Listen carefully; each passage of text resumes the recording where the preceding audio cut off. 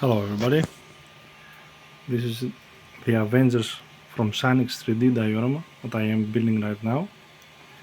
You see I have Captain America, Hulkbuster, Hulk, Doctor Strange, Spider-Man is ready to be assembled, Thor is just drying up, just came out of the printer, and you can see here I'm printing the Spider-Man and Thor bases,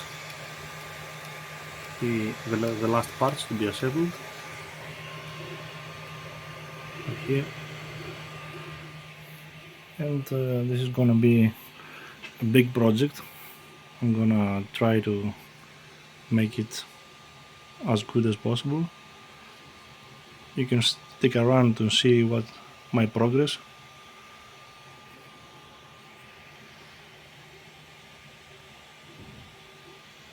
The detail is amazing, even for such small figures.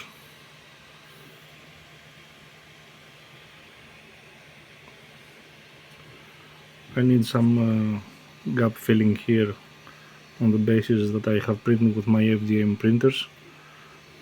It will need to be filled.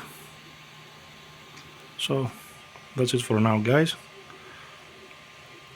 Stick around. We'll talk again soon when I start painting them. So cheers.